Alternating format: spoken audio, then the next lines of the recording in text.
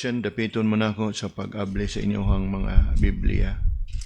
To 2 Corinthians. 2 Corinthians.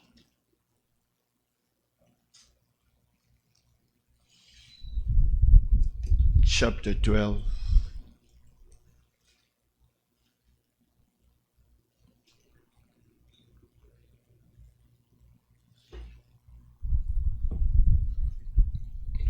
Second Corinthians chapter 12. We will read verse 8, 9, and 10. 1 Corinthians chapter 12, reading verse 9, 8, 9, and 10.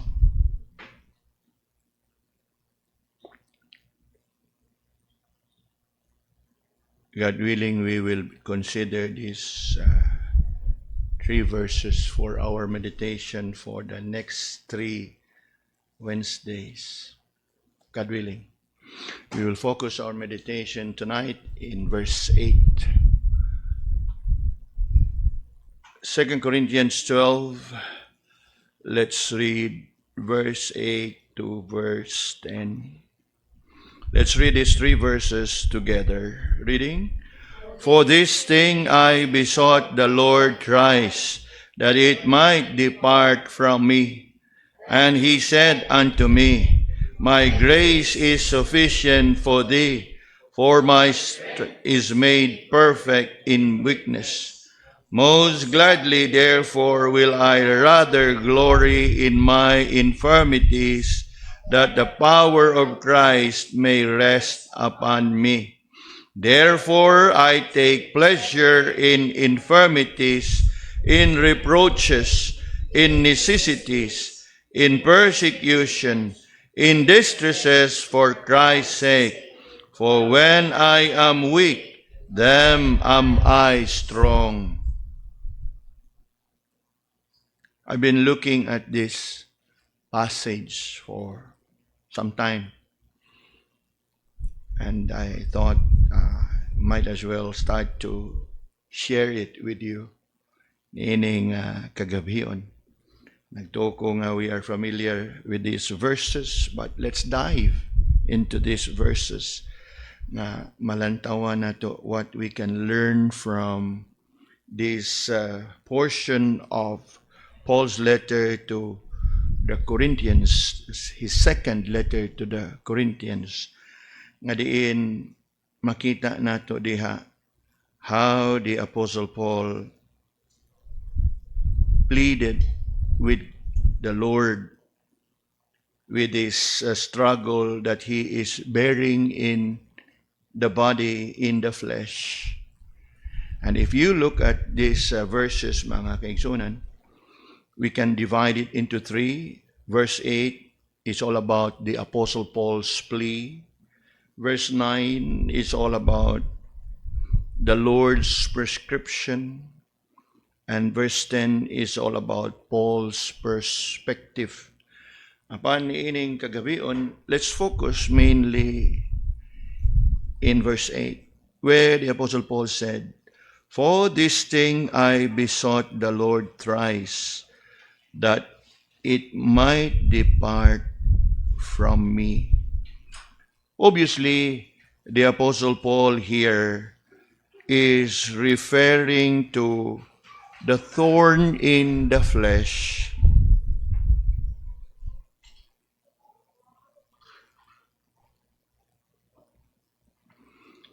that he mentioned in verse 7.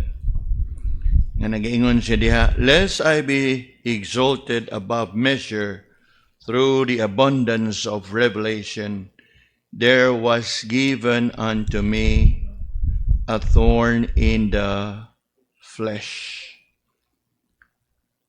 While this has been an object of discussion and argument among many scholars and commentators, what is this thorn in the flesh all about? I would rather that we would take it as it is, simply to mean something that is purposed to torment him. Something that is purposed to torment him. No? Kaya nag-ingon man diha ang sunod nga bahin sa verse 7, the messenger of Satan to buffet me. Now, buffet is an old English word. In today's English, ato nang basahon, buffet. Munya, o buffet gani atong pagbasa, pagkauna. So, this one is an old English, so it's pronounced as buffet. Simply means to strike you or to hurt you, and as I have said, to torment you, to cause you some pain. And not just some pain, but some very intense pain. And why would I say that it is an intense pain? Because una sa tanan, makita nato in verse 8 nga ang unod sa iyahang pagampo is sa wagi pagduha-duha, Lord, kuhaan ni sa ako ang lawas. You look at verse 8. This thing I besought the Lord thrice, that it might depart from me. That means it is something that is troubling. Gahatag og ingon pa nato, gahatag og kasamok, gahatag og discomfort, og gahatag yun og kasakit kang Paul. Kay ang ihag yung gipangayo, wa man siya yun mingon nga, ligon ako taliwa ni Lord, ang ihag yung gipangayo, kuhaan ni din hinako, Lord. So, it means, yes, as I have said, di na lang daw mo appeal sa kanang lali sa mga theologian na maglali sila o unsa ginang matanga sa sakit. Regardless of unsa na nga matanga sa sakit, what matters is we know that there is indeed such a thorn in the flesh that the Apostle Paul is bearing in his body. Why in his body? Because in verse 8, ningon magyud siya that it might depart from me. So, it is something that is inflicting gani nga naghatag yun niyag sakit. Something that is not just affecting, kamingon lang kag affecting, apektado, but inflicting gani, it's painful. It's really painful. Nga, wag siya ang pinakauna gyud niya nga gipangayo sa Ginoo nga, Lord, kuhaan ni.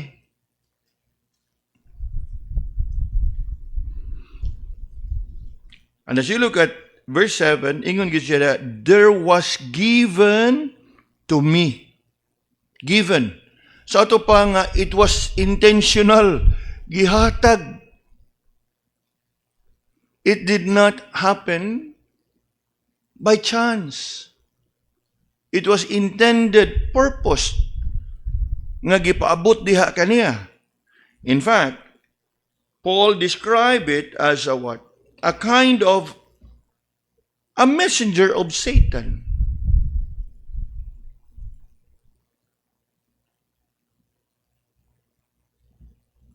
We know very well what happened to Job. He was inflicted. And who was behind it? Satan. Same here. It was of Satan that this thorn in the flesh was given unto him. Obviously, when the Bible there says, a messenger of Satan, wa po na magpasabot nga, mas powerful ang panuway kaysa ato ang Ginoo. Obviously, it was permitted by God. In fact, it was permitted by God for a good reason. And what's the reason behind? to keep the Apostle Paul humble. To keep the Apostle Paul humble. Kaya ingon gid siya ang katapusan bahin, lest I should be exalted above measure. Ug tungod niya na, niagom si Apostle Paul ni anang gitawag natog, he is in torment, inflicted with pain, as to how much pain he must have suffered. It must have been an intense pain. Kay lagi sa ato ang nabasa, ang ihag yung gipangayo, that it might depart from me. But before we deal with that, depart from me, mga kaigsunan, I'd like us to look at verse 8. Nga diin, una is how the Apostle Paul see to it that he would call upon the Lord. Meaning, I want us to look at the Apostle Paul's plea here by firstly looking at his practice. Kung imong lantawon in all his letters, we know that the Apostle Paul is a man of prayer. And being a man of prayer, we often read of him remembering others in prayer. We often find him praying and interceding for others. But this time, it is a personal prayer. It is a personal prayer. Meaning, ang iyahang pag-ampo dinhi para sa iyahang kaugalingon. For this thing, I besought the Lord. So it was a personal plea nga iyahang nga gipang abot ngadto sa Ginoo. And with that personal plea, mga kaigsunan, makita gyud nato diha nga nag-reflect na siya sa kanang pagtuo ni Apostle Paul o sa iyahang conviction nga regardless of the situation sa iyahang kinabuhi, he will always seek the Lord for it. Kung siguro mga maayo nga mga eksperyensya ang iyahang natagamtaman, first and foremost, iyahagyod nga daygon og pasalamatan ang Ginoo. But in this case, he find himself in a most difficult, painful, and trying times. It has been his practice to call upon the Lord in prayer. And as you can see, this is a personal prayer. A personal prayer nga diin ihag yung gidangup o gipaabot sa Ginoo ang iyahang kahimtang. And somehow, it is reflective of the Apostle Paul's conviction that regardless sa imuhang sitwasyon, whether it be in good or bad times, kanindot kayo nga atong batasanon nga atong idangup ang tanan sa Ginoo. Whether it be, ingon pa nato, light or difficult situation, nga atuag yun nga isangat og ipaabot ngadto sa Ginoo. For this thing, I besought the Lord. In such a practice nga atong makita kang Apostle Paul, makita nato diha nga una, iyahang conviction. Ang ikaduha, ang iyahang confidence. Conviction and confidence. Now think about it. Why would Paul ask the Lord? Sa ato pa nga naagid siya pagsalig sa Ginoo. Unya, why would Paul ask the Lord to take it away from me? Because he has that confidence that God is able to do sa iyahang pangayo. So there is that conviction and there is that confidence. And in such a confidence nga iyahang gipaabot ngadto sa Ginoo, he looks forward that the Lord surely in His perfect will would comfort him. Unya, maingon na ganitag comfort, ang ato magong understanding sa comfort is nga ma-relieve ka sa imuha nga atubang, nga ma-relieve ka sa imuha nga bati. You know, mga kaigsunan, since in these recent weeks na I have openly shared this with you, upon kini akong kahimtang has been around for some time. But I take comfort in the Lord. I take comfort in the Lord nga, yes, of course, naay sakit, pero yun pa na to, haplas-haplasan og umiga, haplas-haplasan og apan ang ultimate nako nga comfort is naa sa Ginoo. Even at this very moment, I'm standing here, ang kinatibukan sa kong lawas is in pain.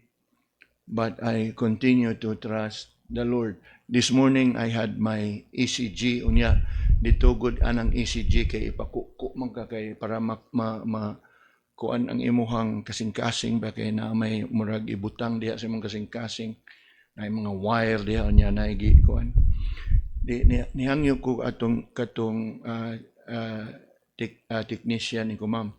Kanang mga pila ni siya ka minutes kay dili ko ka agwanta og taas kay mapiit ang ako ang kanang ribs ba. Tsaka dito ni sir, mga 15 minutes. Pero sa 15 minutes, pwede yun kayong sakita. Apan taliwa sa physical na sakit, yes, I take comfort in the Lord. Not nga iyahang kwaon kay murag kabahin mag-inisias package na you go through all this na siya. But I refuse to yield to the pain nga maingon na lang ko takes na lang karol nga wa na lang tayo prayer meeting ron. Takes na lang karol nga wa na lang tayo. No, I can't do that. Kagahapon while I was driving, a pastor called up niya si Mrs. mo'y gitawag. Ingon siya nga, asas Pastor Rigor, ingon si Mrs. nga, driving. Wah, driving.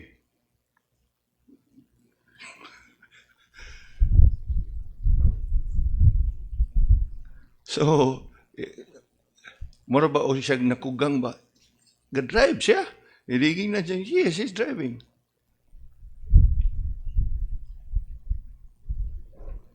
Now, dili ni siya nga ako aning gi-share ninyo karon ninon nga Superman. Dili. I'm just sharing with you the reality nga naa ang sakit, naa ang discomfort. Pero ang ato ang pagsalig kay naa man sa Ginoo.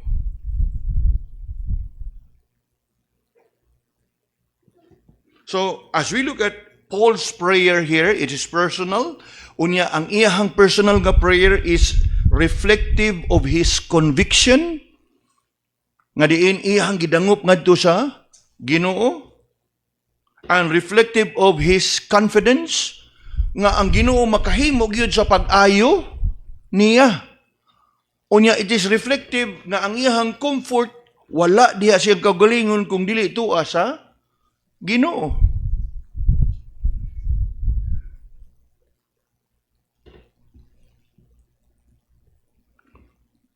And that is something mga kaigsunan nga ato abang malantawan. Nga diin, makita nato si Apostle Paul, yes, he may be an apostle, but he is still human. Nga, bisan pa man, o mingon ta, apostolis, usa siya sa mga apostolis, dunggon yun sa Ginoo ang iyahang pag-ampo. But as you can see, yes, gidungog ang iyahang pag-ampo, but it was not answered according to his request. Nakuha na to?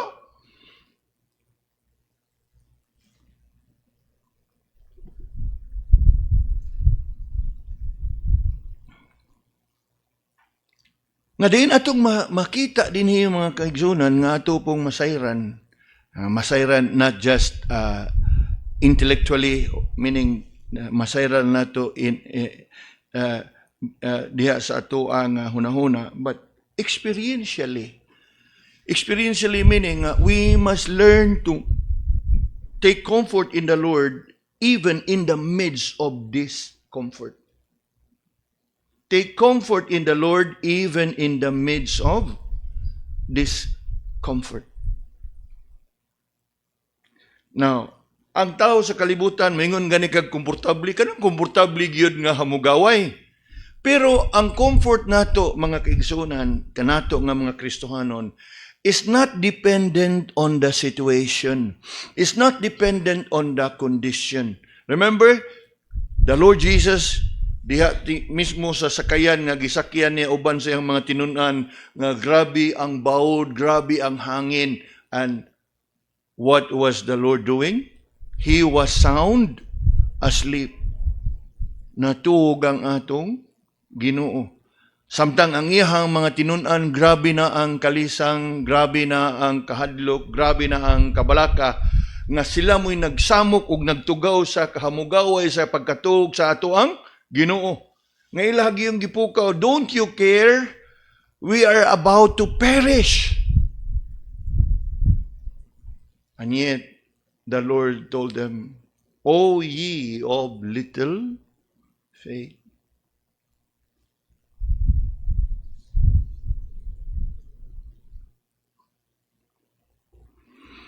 But as we look at Paul here, yes, nindot kaayo nga ato ang kanang kapanaminan o mahimo natong panag-ingnan nga diin he had that practice of casting his cares unto the Lord, not just interceding for others, but even to pray for himself, which is reflective of his conviction, of his confidence in the Lord, and of his comfort in the Lord. Ikaduha nga atong makita dinhi mga kaigsunan is not just his practice to pray, but also his persistent in prayer. Persistent. Nga diin, atong makita diha, in this particular burden nga iyahang gidaladala sa kinabuhi, we read of him in verse 8, For this thing I besought the Lord thrice. Now, ato ni siyang sabton pag-ayo mga kaigsunan, kay kana bang sa ubang bahin sa iyahang suwat, ningon gyud na siya nga pray without ceasing. So, kanunay ka nga mag-ampo. Apan, niining tungura dinhi, Paul, knowing so well sa iya habang estado, kay og maghisgod ganitag Apostle Paul, he is no ordinary believer. He is an apostle.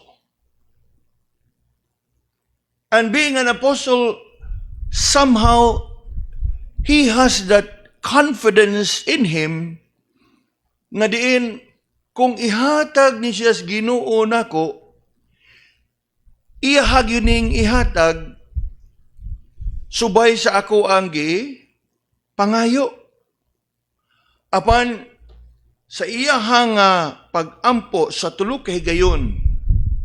Now, we need to be very careful sa kanang lantaw niini. Kanang ingon diha nga I besought the Lord thrice, we should not take it to mean nga karong buntag iyan ang giampo, pagkatotod iyan na pong giampo, pagkatotod iyan na pong giampo. But that rather, in 3 separate occasion, iyahag yun ang gigahinan sa iyahang pag-ampo. Meaning, we should not take it to mean nga ningon lagi siya, Lord, take this away from me. Pagkaugma na po, Lord, take this away from me. Kung inyo ginang gibasa ang mga suwat ni Apostle Paul, I'm sure nga makakuha kag ideya nga si Apostle Paul usa ka lahom sa iyahang pagtuo sa Ginoo. Although, yes, in this verse, ningon na diha, he besought the Lord thrice that this be taken away from me. Pero, dili na, angay na itong isipon nga, maura gini ang giyan po, Lord, kuha ni sa kuha, Lord. Unya, sa ikadong higayon, Lord, kuha ni sa kuha, Lord. No. Kay kung imong tan-awon si Apostle Paul, like, when Paul would pray for the brethren, I pray that your love may grow in judgment, in knowledge, in wisdom. Undanon kayo ang iyahang mga pag-ampo. That we may not have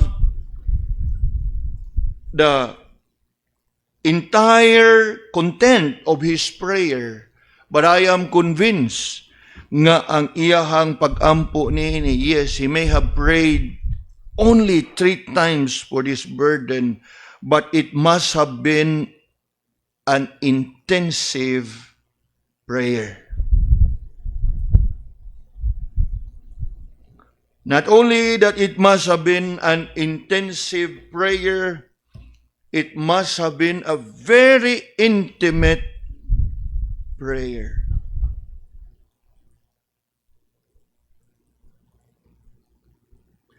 Now, tan-aw warago ng iyaha mga pag-ampo, I'll bring your attention for a while to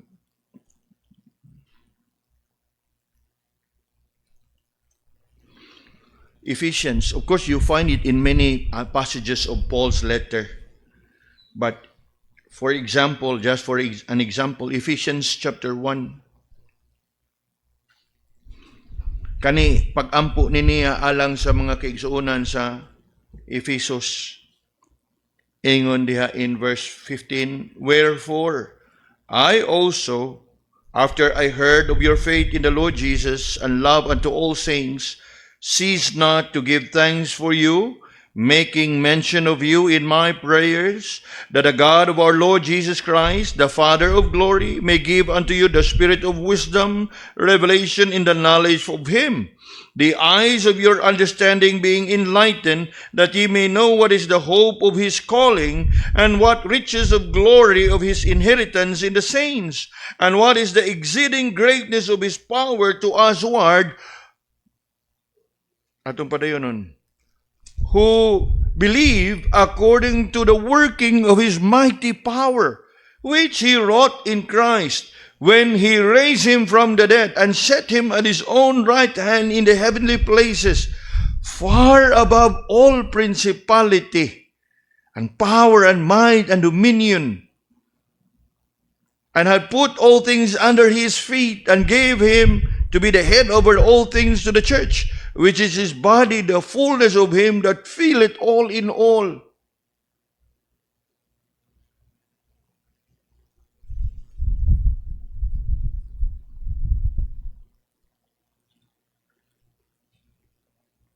That's why I say, this is no ordinary prayer nga, Lord, kuhaan eh. Sunod na said, Lord, kuhaan eh.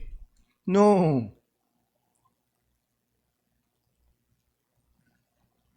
It must have been a persistent prayer.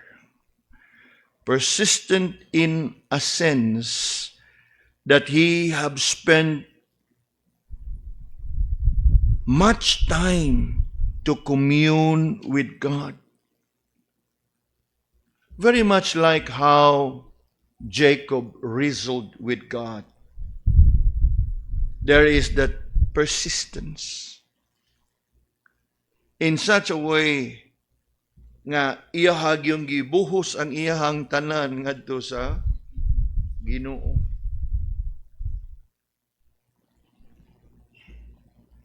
That sometimes sa ako ang kaugalingon, I wonder, unsa ka o giunsa ka to niya pag-ampo, no? Kaya obviously, ang verse ningon naman yun nga, I besought the Lord thrice. Now, thrice, gani, thrice, agyod, 3 times, agyod. Pero I am convinced nga, yes, he may have prayed only for 3 times, but it must have been a persistent prayer in a sense that it is an intense prayer as well as an intimate prayer. Nga dili lang nga, Lord have mercy, ayuha ko, kuhaan ni siya nako.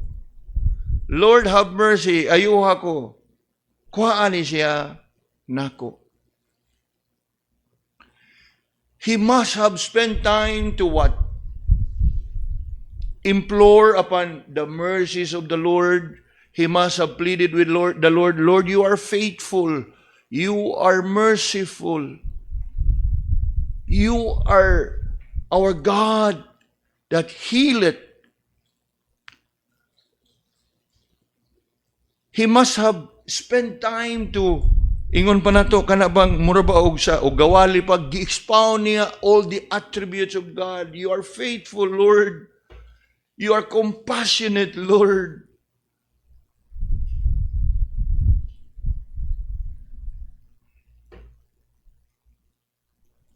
That's why I say that yes,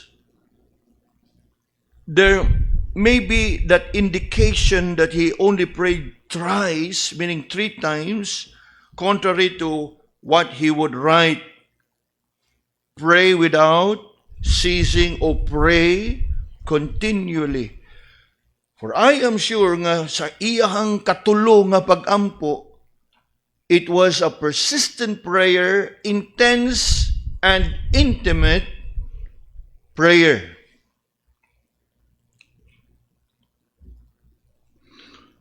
Nga diin, gapaabot gid siya nga tubagon siya sa Ginoo. Unya, dugang pa niana mga kaigsunan, buot na kung ato pong sayron, nga when the verse there says, I besought the Lord thrice, wa po na magpasabot nga nihunong siya dito sa ikatulo. He must have prayed even more of time. Siguro niabot pa siguro siya ikaupat, ikalima, ikaunom, pero wa na siya moabot diha kay sa ikatulo niyang pag-ampo, gitubag naman siya sa Ginoo. Nakuha na ito mga igsoon? Kay ugwa pa siya tubaga sa Ginoo sa iyang ikatulong higayon nga pag-ampo, I believe he must have prayed the 4th time, the 5th time, but God, kaya man maingon diha nga pag-ampo niya ikatulong ni hunong din siya. You look at the verse, this thing I besought the Lord thrice that it might depart from me. Anya ang verse 9, ingon man din nga, and he said unto me. Sa ato pa, ugwa pa siyang tubaga atong sa ikatulo niyang pag-ampo, for sure nga ni ampo pa si ato. Ikaupat, for sure ikalima, hangtod og kano sa ginia madungog ang tubag sa Ginoo. Kay he has been a teacher of what?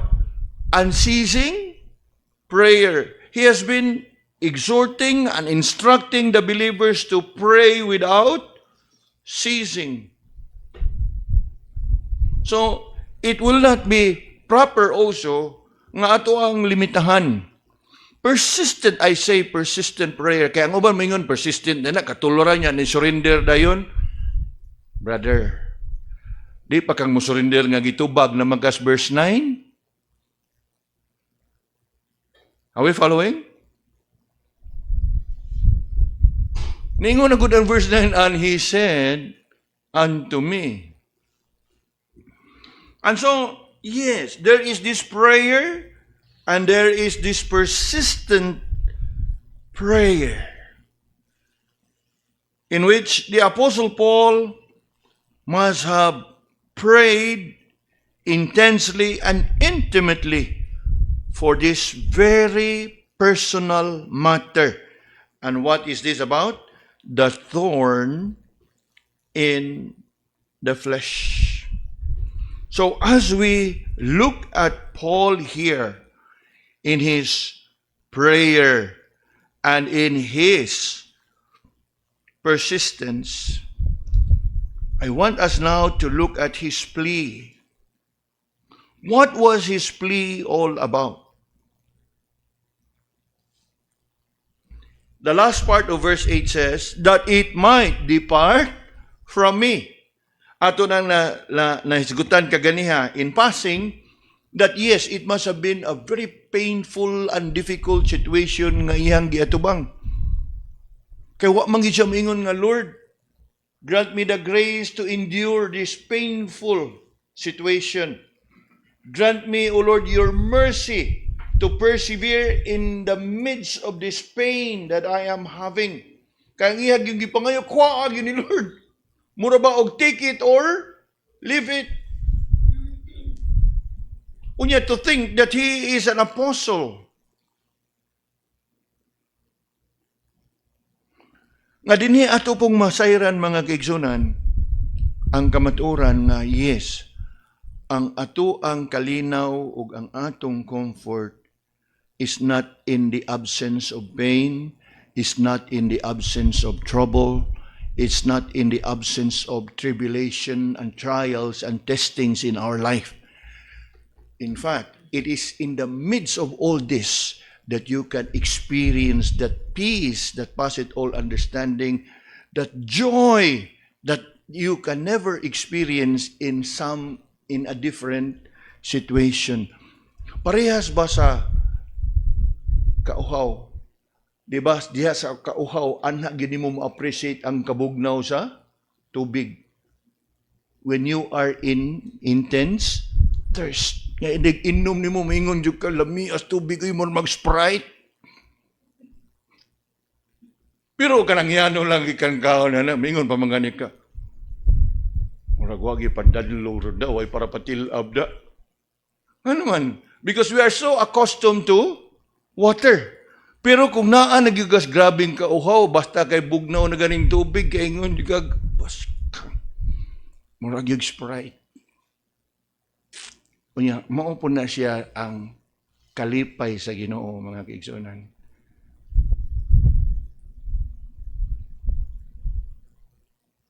I don't know about you, but like kagahapon, gihatag lagi ang telephone. Anything that you want to share to the church here? Nya, paghatag gud gi loudspeaker o nya, of course, loudspeaker di mo kusog sa gagtingog. Wow, you sound very strong. You're healthy. Ano ba? Yung thank God, be strong in the Lord. Nataas na mong storya. So, and there is joy. There is comfort. Sa dagan ba sa inyo nga istorya? The world cannot understand that. How can you find comfort when you are in pain? How can you find peace when you are in trouble? You know mga kaigsunan, except kung ang imuhang gahatag o kasamok nimo sala, okay? Except for sin that is in your heart, you can never find trouble, peace with God. But other than that, regardless of what kind of trouble you're having, you can always have that peace of God.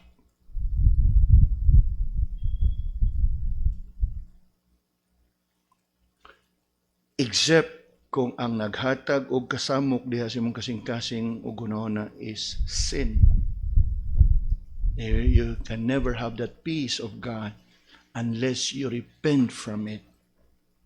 But burdens and cares of life, inumdum ko ganiha sa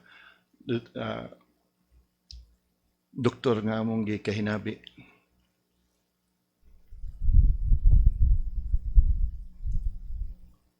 Murabag motherly figure ba? Kay lagi, I was referred to an infectious disease specialist haron nga ma-immunize ko sa tanan nga kanang ingon pa nato sakit-sakit ba kay once I start treatment ang immune system ubos mo na nga dipinsahan daan ang imuhang lawas nga di ka mataktan og sipon, ubo, og sa uban pa nga kanabangyano nga mga takdan ganit tag sipon nga watay kuan kanang maayo atong panglawas, how much more og ubos ang imuhang antibody. And so when we went to see the doctor this morning, gada ko sa ako ang kanang referral gikan sa akong doktor. Mura ba siya o mura ba kana bitang typical nga murag inahan ba, mother figure ba? Ikaw? Ano, okay kami man do Mrs. Nisud. Siya nga, okay ra ka. Maayo ka ni, murag iyag ko niya. Hangtod nabot siya nga, ayaw kadlok. Si Mrs. kami do ba ko nga. Wala lang po ko ingon ba siya nga, ayaw ba yung sopa. Kay it was only sometime later nga ako siyang kuan nga na ako sa kanang buluhaton sa Ginoo. I'm in the pastoral ministry. Oh, okay. Ano siya taas sa mong istorya. Ko nga ako lagi ni salig sanan sa Ginoo doktora. Siya, ka na mao ra gyud na. Pero medyo na usab na iyang timpla ba kay permiro mo nga mabuhi pa ka murag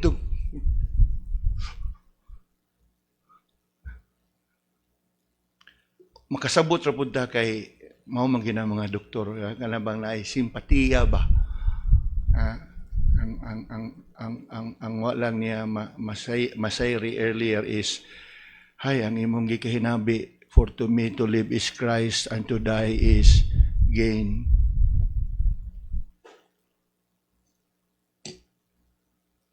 But then yes, makita nimo kang Apostle Paul. The same Apostle Paul who wrote, "For to me to live is Christ and to die is gain," apan niining tungura, nagpakita siya og sa iyang tawhanon nga Lord kwaon ni. Ganuman nga kwaon, painful, sakit. Buti pasabot nga ganahan pa siyang mabuhi. Nakuha na to? Although in his letter to the Ephesians, "For me to live is Christ and to die is gain." Apan dinhi sa iyahang gipangayo, maghatag na natog hulagway nga yes, na ay iyahang gibati nga sa iyang tawhanon nga mas piliun niya nga kwaon to kay it's painful.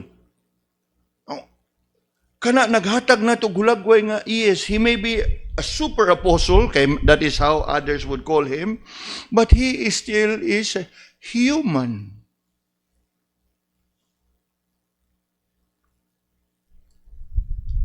He still is human. Nga atog yung nakita diha nga iyag yung gipangayo sa Ginoo. There is his plea. And as you can see, his plea is what?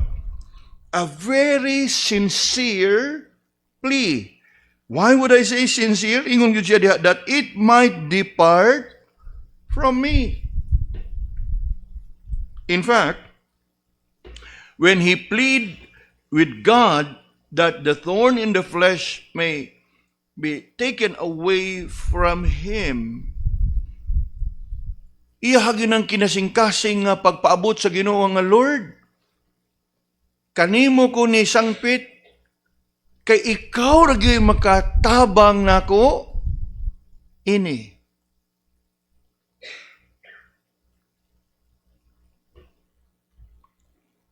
That's why it's a sincere plea. Not only that it is a sincere plea, I would say that it is a desperate plea. Desperate in a sense nga, Lord, it's either, ingon palagi, ako na-mention ko ganyan, take it or leave it. No halfway.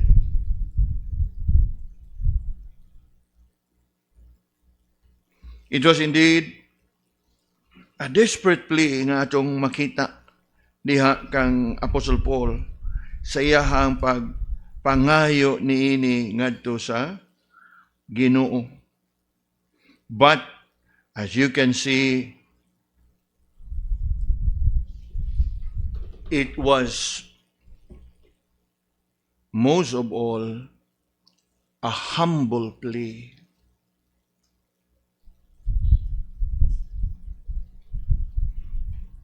A humble plea.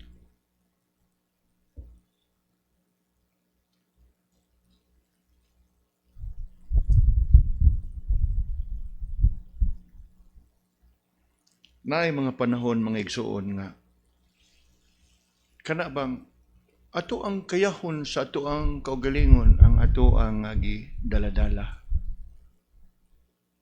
Nothing's wrong with it.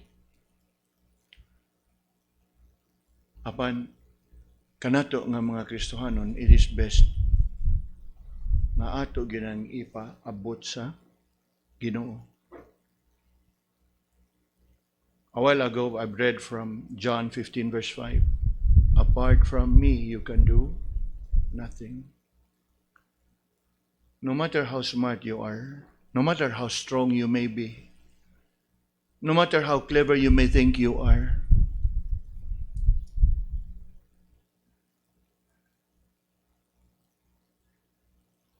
it is best nga inyo gina o ato ginang ipaabot sa Ginoo.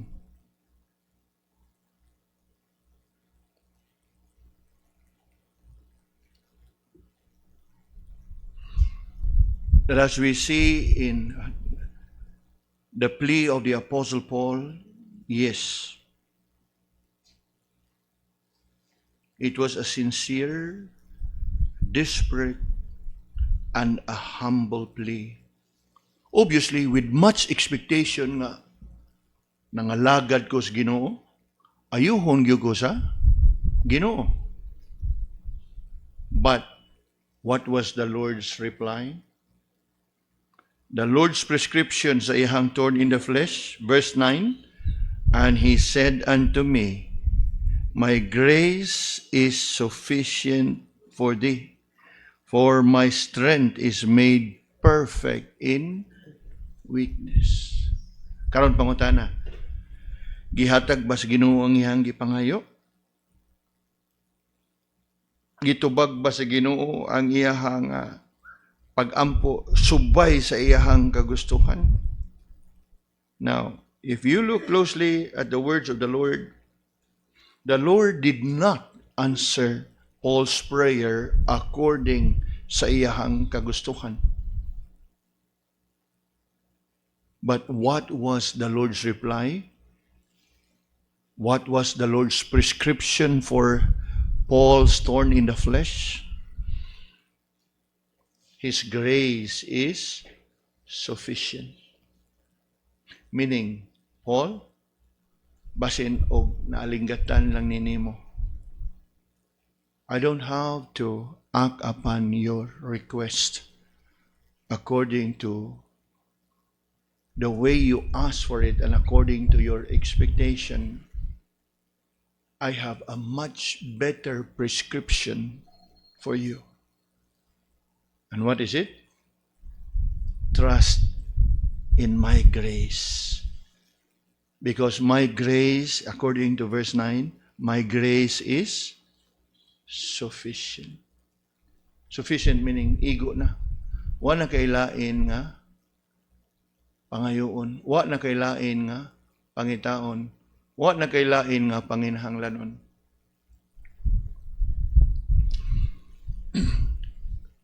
When the results came after the 2 tests I had last week, niadtong Martes, we have to rush to the doctor and sit down with him.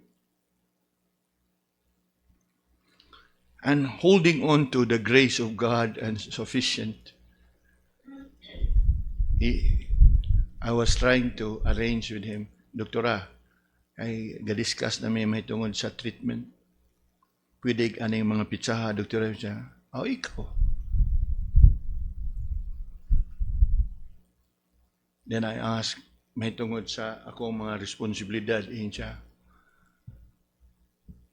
ang kanang imong responsibilidad mahimo gihapon na nimo, pero sa mga panahon nga moingon ko nga ayaw pakigatubang og tao, ayaw gyud pakigatubang og tao.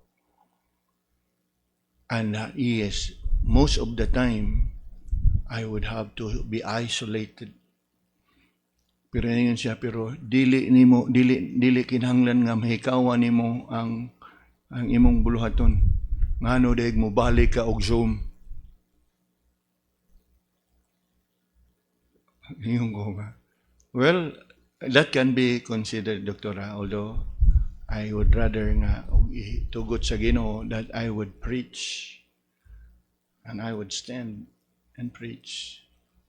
So, muto niya siya, sige, pero first 2 weeks, daghan ang kuwan ba, pero of course ako ang bahin, I would abide sa iya nga advice. Trust in the Lord to sustain me in all this. It's not that we would want to challenge the Lord. It's simply trusting in Him nga niini nga tanan once nga ma-kompleto, then I be able to serve the Lord even more by His mercy and by His grace. But for now, I would rather hold on to what the Lord would say. My grace is sufficient for thee. For my grace is made perfect in weakness. In fact, anytime this week, I'm scheduled to undergo kanang murag insertan ko catheter diri, one of the big veins diri, sudlan og tubo nga diha iagi ang tambal. Medyo ngilo paminahon pero sige lang kay og mao gyud kinahanglan. So I hold on to the words of the Lord. My grace is sufficient for thee. Nga naman, ingon diha. Although we will expound more on this, God willing, next week. My grace is sufficient for thee, for my strength is made perfect in weakness. Sa tuwa nga pag-atubang sa kinabuhi, sa challenge sa kinabuhi, sa nagkalinlain hagit sa kinabuhi, there may be times that we call upon the Lord, and the Lord surely would hear us, but not at all times that He will give us what we have asked for. Nakuha na to? Apan, bisan pa man nga sa ato ang gipangayo, wa niya gihatag, wa namang pasabot nga, gipasagdan ka, gibiyaan ka sa Ginoo, gitalikdan ka sa Ginoo, but that rather, He wants you and me and us to trust Him and in His plans and purposes sa ato ang kinabuhi. Salamat ko sa Ginoo sa among lakaw niini nga adlaw, the whole morning and afternoon. We've been like, I was telling my wife, mura matani ga hospital hopping o clinic hopping, Sibodo, Chongwa, Visayas Med. And then we end up there in kanang Chongwa, kanang medical mall. Unya, kana bang manakay bitaw mo sa elevator bitaw nga ang imong kadungan ba ang usa gasungkod, ang usa ga wheelchair, puros mga masakiton ba kay clinic man tanan diha high rise. Nya malingi ka sa imong tupad ba. Wah. Unya I was telling my wife and daughter si Ruth ko nga kana bitaw mo adto kag mall. Madaghang kayong mga tao dito, love, shopping, kaon. Puros lipay-lipay dito. Dito po. Puros ba? Unya, ingon, dali gani kayo nakasumpay sa road nga, agamay rin gastuhon dito sa mall. Bisan pag-unsa ka mahal nga branded nga sinina paliton. Dinhi, sa imo landaan, sa usa ka pirmahan, doktora, piti. Min ko nga, mao lagi. Mao na siya ang realidad sa amen nakana magasiguro diha Brother Preston, di ba? Nga tanan imong pasahero nagi ko'y nakita ganiha nga duha gyud sila kabuok nga kanang senior na puros ba nga kaming misis galantaw bitaw niya.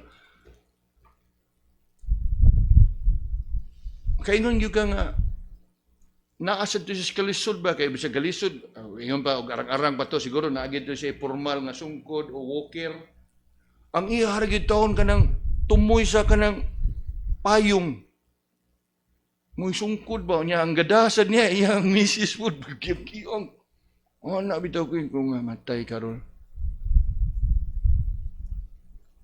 The reality of life. Nga diin dito small gahudya ka ang tanan daghang kayo diha maglinya in taon anang elevator bitaw puros na gimo ba. Nya gikan ko dito ni ngadto na sa kog precision lain sang bat sa mga tao imong katubang puros pud mga gimo.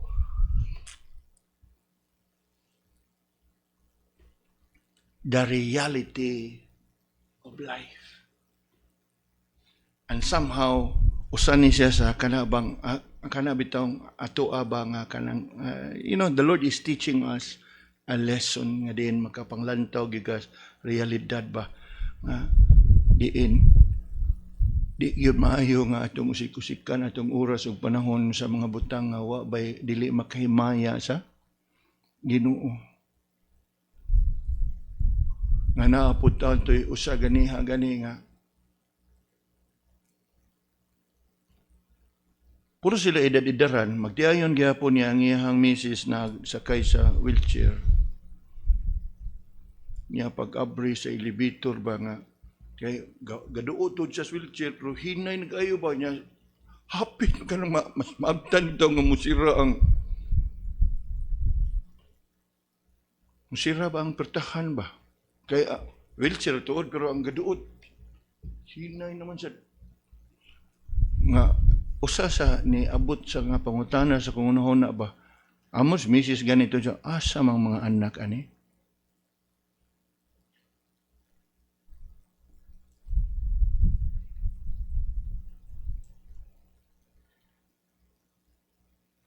subo no now sa usa ka pamilyahan usa ra gyud mama.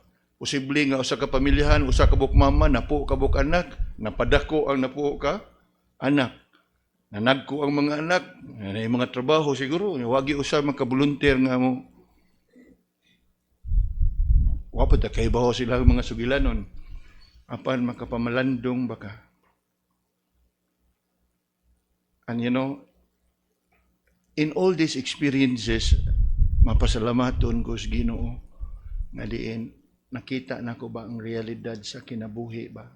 Sometimes we can be kanang bold in preaching, but intellectually, because you have not been there. Diri, pero wag yung ka makasuway. Pero kanang imuha na bitong masuwayan, nga makaingon nga bililhon ang kadaginhawa, kada piti sa imuhang kanang heartbeat bitaw, bililhon kayo. Kada tibok sa imuhang kanabang pulso ba bililhon kayo kay ako bitaw gigadto na ko sa doktor unang yung hikapon na yun gana pang kaon gana wa pa mo us ang timbang wa pa still fighting ana now murag dasigon sa kasakwan ba at aliwa nining tanan we need to be reminded my grace is sufficient. Now, I don't know og unsay inyohang pagipang atubang karon og unsa nga matang sa mga pagsuway ang inyohang gidaladala. Learn from the Apostle Paul. And what can we learn from the Apostle Paul? Una, his prayer.